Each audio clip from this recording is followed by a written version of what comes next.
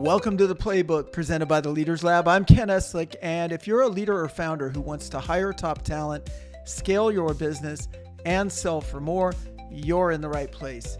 Each week, Annika Kwacha and I bring you practical, actionable advice that you can put to work immediately to make an impact in your business today. And now, here's this week's episode.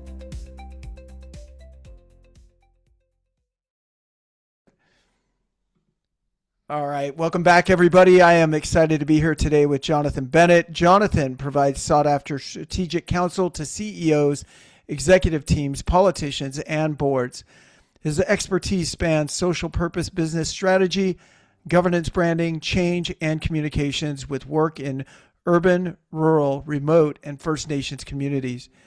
He founded Laraday, a B Corp management consulting and training firm, and as its first CEO, grew it from startup to market leader before selling the company in 2021. Jonathan is special graduate faculty at Trent University's MA Sustainability Study program and instructs for First Nations University of Canada. He serves on the boards of Acerta, Owlcrate, and 11A Collaborative, and he co-chairs Peterborough Community Health Center. He's an award-winning author and the writer of 7 different books. Welcome to the show, Jonathan. Ken, it's so great to be back and to see you again.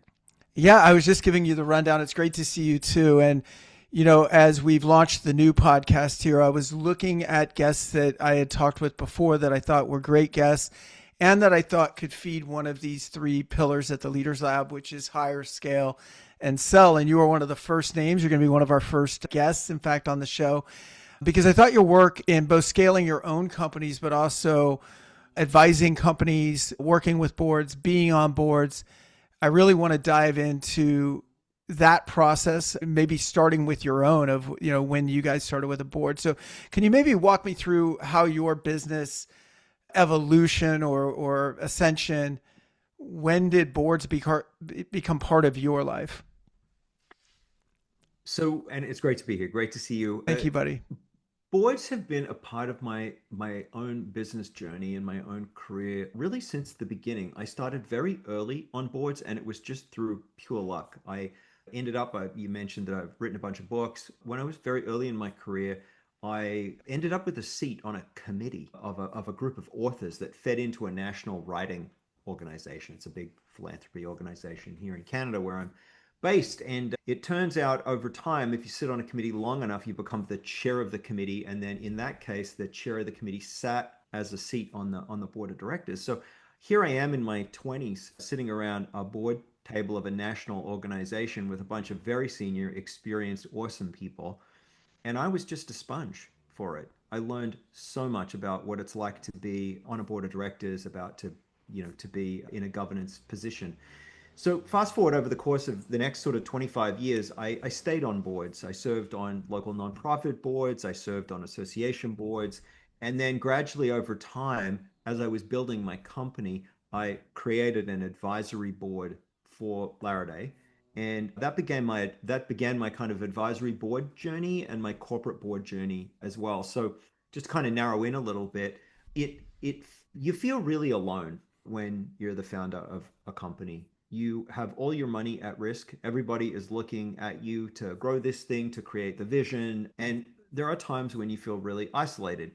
And there are some things you can do to help that isolation be less sort of acute. One is to bring in some mentors, maybe a coach or an advisor, and they're all excellent. But there's something to be said for an additional set of what I like to call scaffolding around your leadership journey and your company that's growing, which is an advisory board. And an advisory board, in my case, was I handpicked about 4 people, all of whom had different skill sets and attributes, but were aspects of the business that I felt that I was either not strong enough in or needed more depth around. And I took it really seriously. I pretended like they were a real board, and although they weren't fiduciaries, they had no ownership in the business, and so I just paid them like I might pay consultants. But they came together quarterly. I sent them a board package. I sent them financials. I sent them all of our plans, and they asked me brutally hard questions and held me accountable. And it was their generosity, their guidance, their belief in the success of this company that over time really supported me to feel like I wasn't alone, that I was asking the big hard questions, that I was out of my own head, that I was forced to report in a formal way to a group Right. of people that were expecting a slide deck. They were Right. expecting me to tell the story. And sometimes you're so in it, it feels like, why would I pull myself out of it to kind of tell the high level story to somebody if they weren't about to be an investor or something? Well, guess what? It's actually great practice Right. because it forces you to catch trend lines, to see early stage, or to be able to account for and explain what's happening inside your business. So that was my sort of first journey, and I'll just pause there.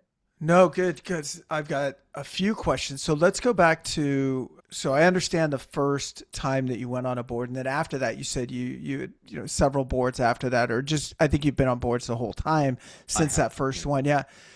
So do they seek you out? Do you seek them out? How did you end up joining these other boards? And then I want to transition into building that advisory board. But yeah, how did you end up on all these other boards? Yeah, my governance career kind of smoldered along. So as I mentioned early on, I found I was on this like a national nonprofit board. My career was in and around publicly funded large institutions, so hospitals and other organizations like that. They of course all have boards, and my core competency was in communications and planning. So I went to all of those board meetings. So I Mm-hmm. went to these huge organizations board meetings, and towards the end I was responsible for the committee. I had Right. a subcommittee that I was the staffer of the subcommittee. So I was kind of immersed in governance and governance practice, both corporately inside my job and then externally. I used what I was learning, and then I went out and sought out opportunities in areas that I felt drawn to. So for a while I was on Children's Aid Society board, and I was the chair of that board. And they're just fascinating experiences. You go on a journey with a group of other people. I always say to young people, get on a board. Most boards are looking for younger folks. They actually want that fresh set of eyes. They want the innovation. They want people that are digitally fluent. And there's no faster way to get leadership level experience than sit on a board. Yeah. Suddenly you're the equivalent of your boss's boss. Yeah. You might be only in early management, but you're going to Right. be a CEO's boss when you sit on a board of directors. Even if you're unpaid on a volunteer board, you're still holding an awful lot of authority. Now, it's collective, there's 10 other people around the board table, but what an amazing, rich learning experience. And it gives you something really additional to be able to pull into your next job interview.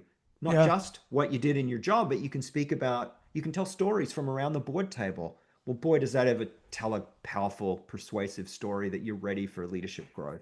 I think it's a huge resume builder, both literally like on the resume, but then like you're saying in real world Yeah. practical experience, the people that you're like rubbing shoulders with is amazing.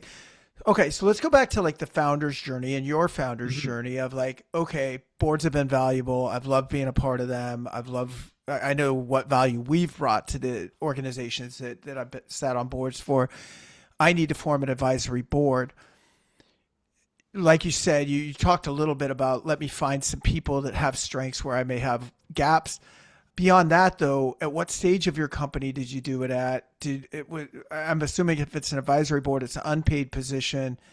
Talk to me a little bit about that. When should people, I guess, in your opinion, start looking? Is it right away? Is it like, hey, we've just launched a new company and I'd love your support and your guidance, and once a quarter we'll jump on Zoom, or like what does that look like? Yeah, it can look like whatever you need or want it to look like. Yeah. I've done all of the things, all of the scenarios that you've just described. At some point, I've either done them or been on them.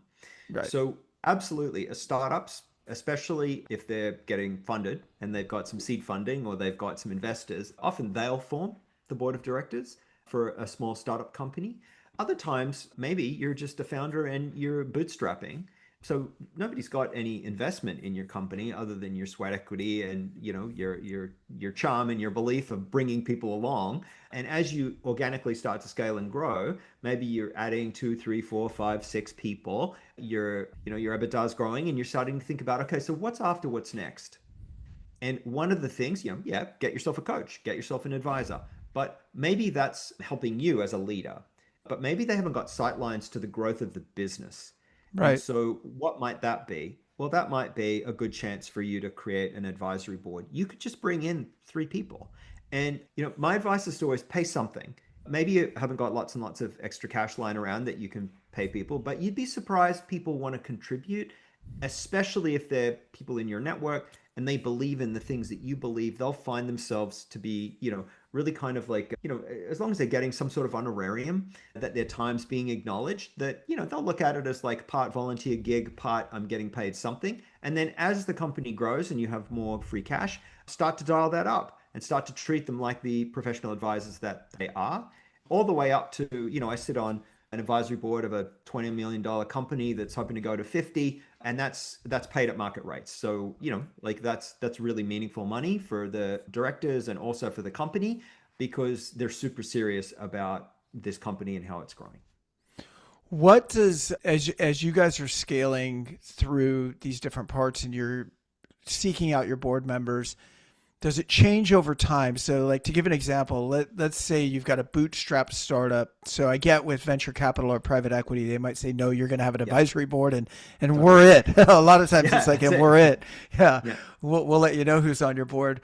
But I think if you're a founder out there, like seeking your own board of advisors, I'm guessing what you might need at the beginning might be a little bit different than what you might need if you're getting closer to like an exit, meaning like at the Yep. beginning, maybe I want someone with, let's say I'm an inventor and I'm not a sales guy. I might want someone with CRO experience or something like that. But Yep. as I get closer, maybe it's 5 years down the road and the company's grown and we're thinking about an exit. Now maybe I want someone with investment banking experience or private equity experience. You got it. Yeah. 100%.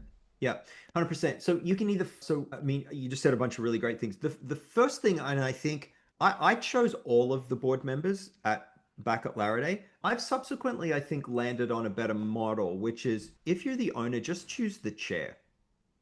And so this is somebody who maybe you already know, somebody who's in your circle, somebody who is all in, and delegate them the accountability to build out the rest of the board team.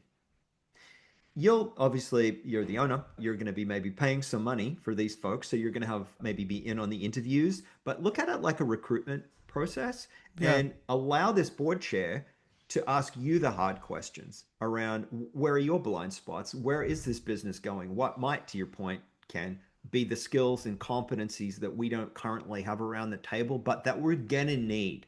Right. So we want folks that see around the next corner who have been there, and they won't be in your network maybe.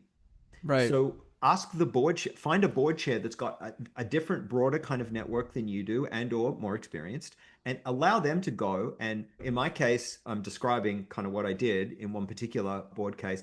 I hired a recruiter. Like we went Mhm. out to market. It was in a city that I didn't have a particularly strong network in. And so we hired a local recruiter who went out, who is in that space, and who went out and sourced a whole bunch of awesome candidates. And with the founders and myself, we went through the interview process and we built the board actually in a fairly formal way, largely because one of the things that they were trying to get better at was creating formal succession planning and Processes. formal Yeah. onboarding for, like, they were trying to, so like I'm like, let's hire a recruiter. I mean, nobody does a process like a recruiter. And so we got some extra nutritional value out of the process itself, in addition to the actual great board members, all of whom are now helping build out the strategy in this particular case, as well as succession planning. And we're hiring the company's first CEO right now. And these are all things that we were recruiting this advisory board, because we're folks that have done this stuff lots of times. These founders hadn't.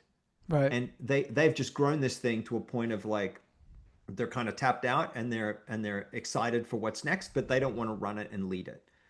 So that's a fairly typical kind of journey that people go on. And so they're some of the reasons why the scaffolding kind of metaphor is quite nice. Right.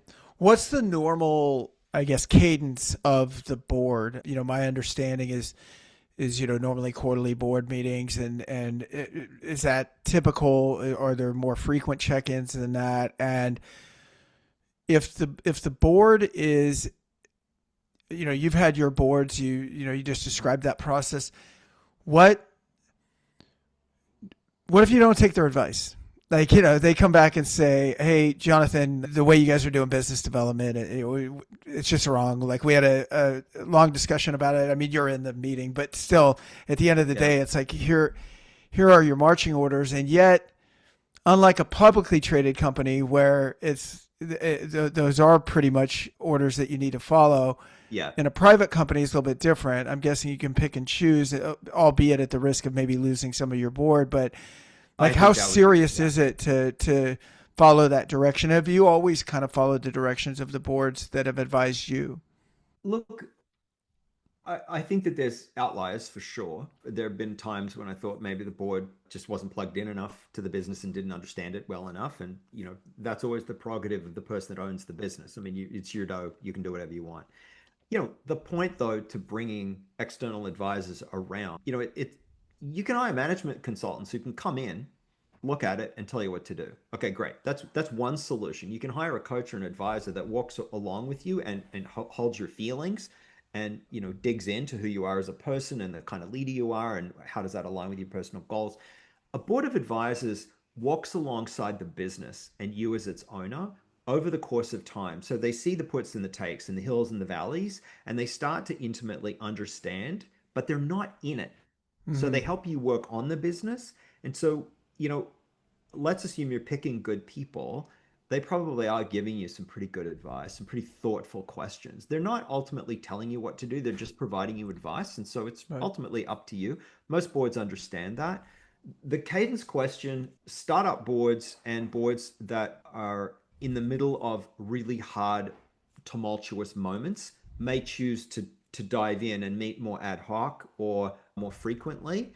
A more kind of mature or a more normal cadence might be quarterly. We need enough to have happened Yeah. so we can see the movement of the KPIs over time and the things that we talked about. We don't want it so long that we can't remember what we talked about and too much has happened. So a quarterly kind of cadence is quite typical. Stay with us. We'll be right back after these messages. You know, most leaders don't build organizations, they build cages, and you can't grow if everything depends on you.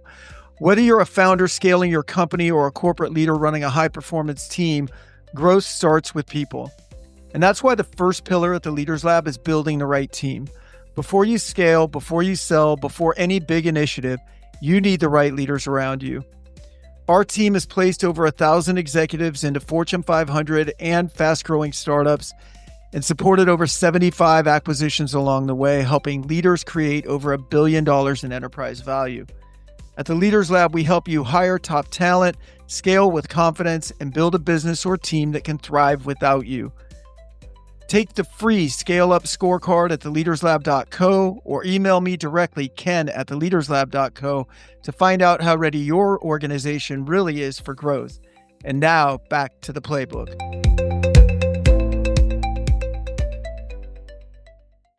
Do you feel more often than not, especially with, say, sub $50 million companies, that these board meetings are happening virtually, like over Zoom, or what does that look like in today's environment?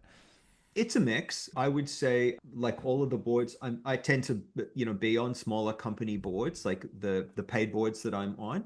They're all like one of them's a bit over 50 million, the other is about 20, and the other is kind of a startup. It's just only been in business for 2 years.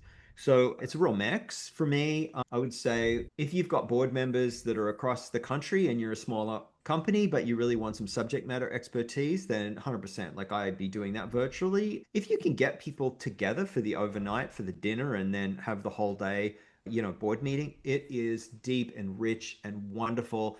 The attunement that board members happen with each other and the in between conversations, the dinner conversation, that's the kind of richness that as a founder, it's amazing. You're sitting, you think about your business at 2 in the morning. Mm-hmm.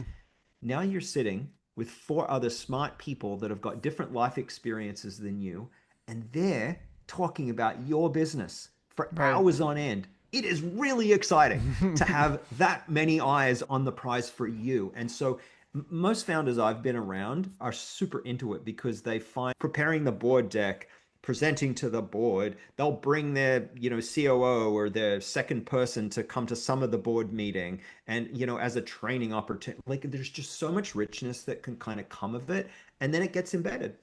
And you've Right. got people that care the way that you care, or at least, to a degree. And no one's ever going to care more than you, but people are going to care a lot as you move along. That's really cool. So I think we have a lot of founders in our audience of, I would say service-based businesses as well as, Mm-hmm. tech startups and stuff like that. But so step one, you would say find that chair, right? It sounds like of like an advisory board. So let me just give you a hypothetical situation. Let's say someone owns Sure. a $5 million a year plumbing and HVAC company, right? They've built it from the ground up. They're in their 50s or 60s now. Yep. They're starting to think a lot more seriously about what happens to this thing because they are sort of the guy or the girl that kind of built this on their back, right? So Mhm. they're starting to think about scaling, exiting. What does the future look like? No immediate succession plan inside the company or with family, right?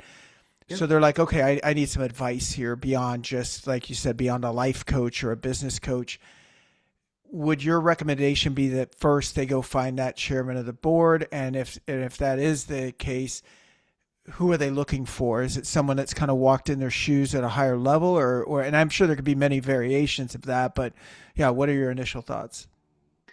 Yeah, it's great. And a really common kind of scenario, whether it's plumbing Yeah. or whether it's a services-based business, you're an accountant or you're, a consultant or anybody. I think that's terrific. I think you're looking for somebody that you already have a level of trust and admiration for. They need to have won you over. Helpful if they've been, if not directly where you are kind of thinking you might be headed, at least somewhere adjacent to it. Hmm. So they need to have had some good life experience. The other thing that they absolutely need to have had is board experience. So you don't want somebody chairing your board that's never chaired a board or that's never been on a board. There are lots of fabulous entrepreneurs, exited entrepreneurs, but they don't really have any board experience. The job is to be the chair of a board. That's the job. So you need somebody that's been on boards, that understands the way advisory boards and boards can work. And you'll be in a dialogue with them. They'll ask you lots of, like, what are your hopes and dreams? Why are you thinking about a board? Do you have some money set aside to pay these folks? If we were to meet quarterly, what are the kinds of questions that you would want help with? How able are you to pull data and information, finances and other KPI type information out of your company? How easy is that for you? In other words, are we going to have the material we need to Yeah, be to able to even kind of help have you. good discussion? Yeah. Exactly. And so you may not be right. You might not be there yet. Like there may be some pre-steps, which is, I actually need a general manager first, and I need to build out my, KPIs and my financial processes and stuff, just so I can create some reports to wrap a board around this company. So, make sure that you can do those pieces. And I think any good potential chair would be asking pretty similar questions. But let's assume the answer is yes. I've got a part-time HR person. I've got a bookkeeper. My accountant's really strong. I got good inventory management controls. And so, I typically only look at this stuff myself and I kind of, I've been doing it for so long, I can just sense from the bank balance where stuff's at, right? Yeah, yeah. But like, how do we move out of that into reporting? Cool. Well, then that board chair will be like, okay, let me think about who in my network has sold service-based businesses before. It sounds like maybe you would like to improve your process and systems. It sounds like maybe you've got marketing issues. It sounds like maybe your HR issues are a bit of a problem, but eventually you would like to set it up to grow a bit further, tighten your EBITDA, and bring in somebody and have a management buyout or sell it to a larger plumbing company or an HVAC company in this case. So if that's sort of like the remit, then that person can go out into the local environment and think about who does he or she know and who might be. And then I would encourage somewhat of a formal interview process. Meet more candidates than two. You don't Yeah. need a big board. You just three slots, right? Like it's fine. Right. But you probably want to interview five or six people. So in that scenario for the founder or any founder, regardless, is the baseline, the foundation, I guess, before the board comes in is your systems have to at least be strong enough to where you can produce data, right? Like you've got to produce data for people to be able to see what's our average aged receivables, how quickly do we turn inventory, what is our cost of labor, which a lot of people sounds pretty fundamental, but a lot of people have trouble getting A that lot of data. people can't. Yeah, they Yeah. absolutely can't do that, or they've never done it before, or they've never Right. tried. So Right. don't be scared if you're hearing this thinking, "Oh shit, like I don't even know what those things are that Ken just said." I would say that doesn't mean you shouldn't have a board. They can help you attach to people. So one of the things we haven't talked about is one of the reasons why you get a board is you also are hiring their network. Right. You're hiring the consultants, the accountants, the lawyers, the other folks that they can just shoulder tap and get some advice from for an hour. And that's one of the great unlocks is like, I don't even know what I don't know. And so Mm-hmm. maybe you get a board together, but what actually happens is they start asking some of the questions like, what's our cost per employee or something? And you're like, actually, I don't know. And I don't even really know how to calculate it. Then they're Right. like, cool. I have a chartered accountant over here that I work with who can come in and do a project with you over the course of 2 weeks and can build out some templates, da da da da da. And now the board can kind of get what they need. So, Right. you don't need to be like polished and finished, but if you're like, oh yeah, we're just like, we don't even, I struggle to file my taxes, like to me Yeah. that you wouldn't be ready. Right. I think the litmus test in my head anyway is the owner that detaches themselves sometimes from the financial KPIs of the business by saying, "Well, let me call the bookkeeper," and it's like, okay, Yep, good. Maybe the bookkeeper's got it, maybe they don't, but let's kind of bring in whatever information they have and figure it out. But to your point, I totally. think getting the right advisors originally would point you exactly there because it's like, what else do we have to go on if you don't have that foundation established? So in that scenario, you've got your foundation established. Let's go Hmm. back to the plumbing company guy, and Sure. he or she maybe find someone who they respect. They're in their industry, and they had a $20 million exit a couple years ago, and they've sat on Yep. boards before, right? So that might be Yep. a great mentor Awesome. for them, right? Totally. Yep. And now that person, I would assume, based on the vision of where you're going over the next 5 to 10 years, and they're handpicking, like you said, their board, or at least for you to shortlist into an interview process, is Hmm. probably looking for people with, again, wherever your holes are, but also maybe some of the people that can network you into private equity firms, investment Totally. banks, Yep. whoever else is going to be Yep. active on the acquisition trail in your industry. Yeah, and if that's an important kind of component when it's coming down the road, to your much earlier point, you can build out some of these folks now and you can pull Yeah. in other people later. And Yeah. so it might be that, in fact, some of the expertise you need might be contracted in as consultants, not as board members, and because you just need that one thing for a Yeah. project for 3 months, which is fine. At a high level, like these are folks that are starting to say, where are you in your life? How aligned are you? Is this business humming or is there a lot of dead weight in it? Like they're going to bring the eyes of a potential purchaser to your business. They're going to ask you questions about your net margins and your EBITDA and like where is the unlocked and untapped value, unrealized value in this business that some new person will want to come along. Because if we can do it now ahead of when we put it on the market, then obviously it's going to be worth more and you're going to get Right. paid more. And so they're going to be thinking like that and they're going to see things you don't see. And that's Right. the kind of value of it, beyond just not feeling alone and beyond having somebody to walk along with you. Very cool. So switching gears just a little bit, Yeah. talk to us about a week in your life. Like I know Oh, you sit on these boards. I know you do coaching. We've worked together in that capacity. What's a week in your life look like? I'm in the portfolio end of my career. So Yep. I sit on 4 boards. 3 of them are corporate boards, and they're really different, sort of totally different sectors, totally different stages in their journey. One's a very mature company, and it's a fiduciary board. So I'm a fiduciary on that board. The other 2 are advisory boards. One's high growth and consumer facing. The other's a service based business that's only 2 years in. So it's a really nice mix and a nonprofit board that was a startup, but we got heavily funded by the government here. So, I had to build a board, build a whole organization and a capital project. So it was super fun. That's just coming to an end. So my week is a mix of probably about 30 to 40% of board related things. I am also an executive advisor. So I have folks that are CEOs that I do one-on-one work with, and I looks a bit like executive coaching. And I also do some management consulting work still. So I have a colleague who like leads and runs the projects, but I tend to do the strategy level. So I still do some strategic planning. I still do some organizational turnarounds. I still do some reimagining of business models. I find that just super interesting. So when there's really interesting projects, either corporately or public sector, I still put my hand up for those because I find them just genuinely like intellectually stimulating. And what does that look like when you're working with CEOs as an advisor, as a coach? What primarily are you advising and coaching them on? The CEO journey, the, scaling, like what is it typically? I have a mix of tools in my toolkit. I try to meet people where they're at. So, I've got people that are brand new. They're Yeah. just launching something, or they've never been at the top before and suddenly they are. Others of them are partway along and they're mostly at that point dealing with HR, Right. frankly. So sadly, I spend a lot of time helping people let go of people Yeah. and it's an emotional journey, right? Like, this person and it's really not working out. And have I tried all the things and I don't want to be a dick and like, but the law and also they're, burning my resources and making me unhappy and like unwinding and unpacking all of that and helping them make decisions is one of the Yeah. things that I think I'm good at. I help people make decisions.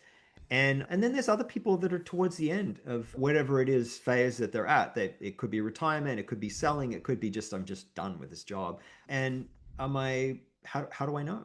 Am I ready to leave? If so, what does my pathway look like?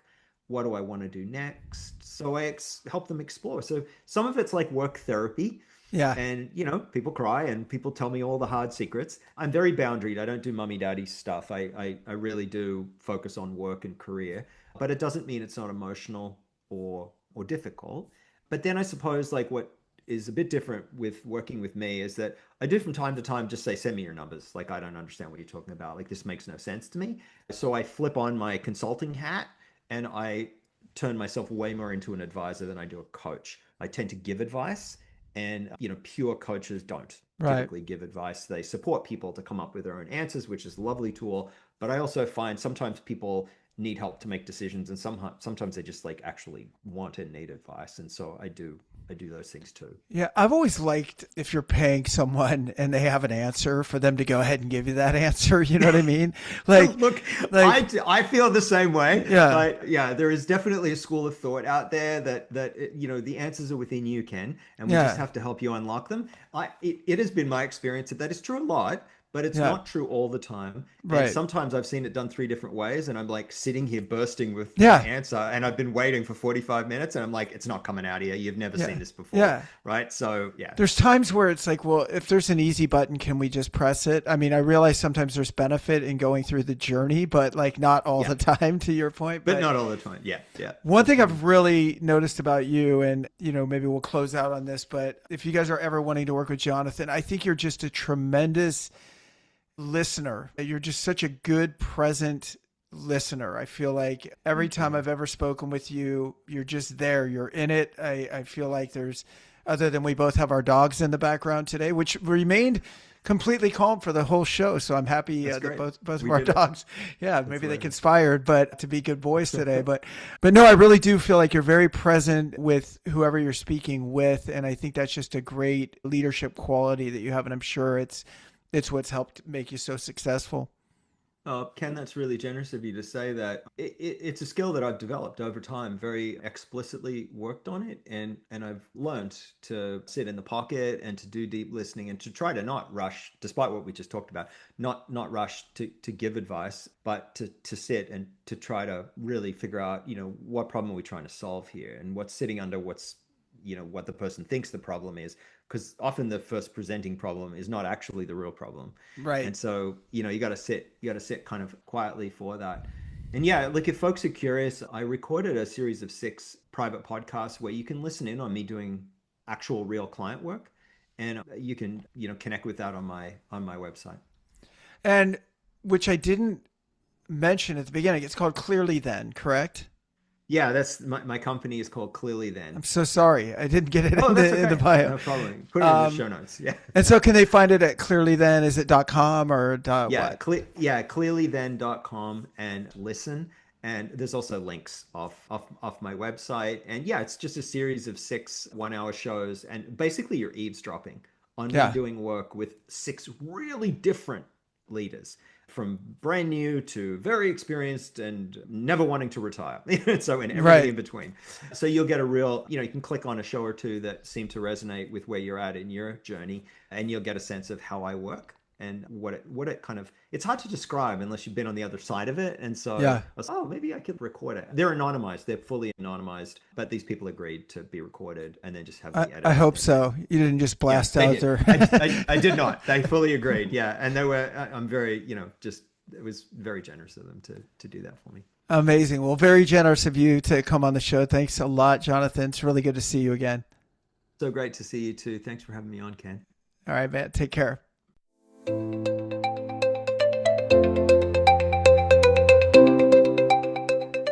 That's it for this episode of The Playbook by the Leaders Lab. Thanks for spending some time with us.